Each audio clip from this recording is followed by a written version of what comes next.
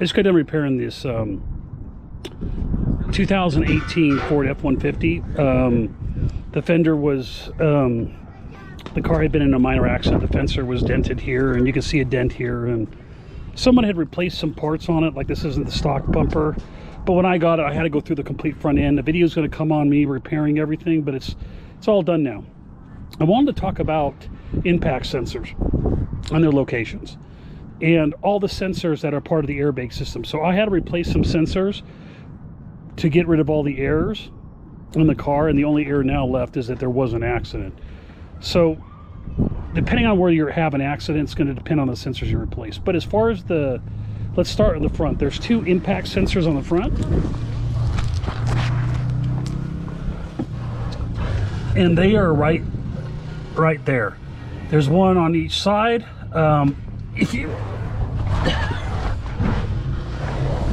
And there's one right there. So there's two in the front here. Now, if you ever have an accident, you have to actually replace those sensors. So like I was saying, if you actually get in a front end collision, those two sensors have to be replaced. So wherever the accident happens, you have to replace those sensors post-accident. There's also a clock spring on behind there, which wasn't replaced when I got the car. You have to replace that.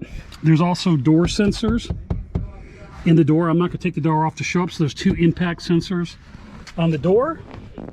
There's also a position sensor, which is right there. It shows the seat position, and if the seat was jumbled or hit hard, you would have to replace that as well.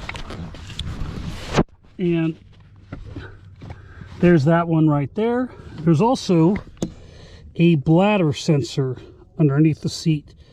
There's a plug for it right back there, and that bladder just tells if there's weight on this seat.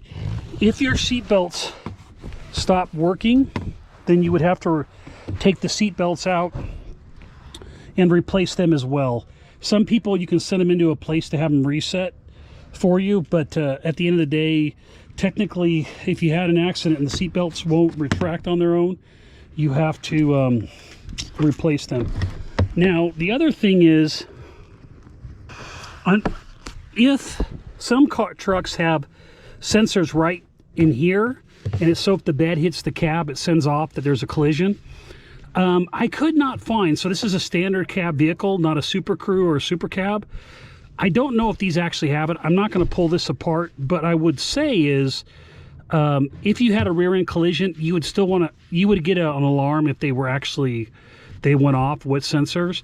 But I do know on the Super Crew, there is a sensor in the corner here that's where the bed lines up. That way, if the bed hits the truck, again, I don't see the parts on the part list for a standard cab, so there may not be rear collision sensors on this vehicle, or it could be a different sensor. So, again, want to connect the computer on your car and see what sensors are alarming. But post-accident, the clock spring, if the airbags deploy, clock spring has to be replaced regardless. Airbags, of course, that go, whichever one goes off has to be replaced. And then seat belts possibly, and if you had a front impact, those two sensors I showed you would need to be replaced as well. It's not the hardest thing in the world to replace these sensors. The biggest irritation is once the car has an accident, you're supposed to go back to the dealer. In the US, they don't allow you to reset the computer yourself.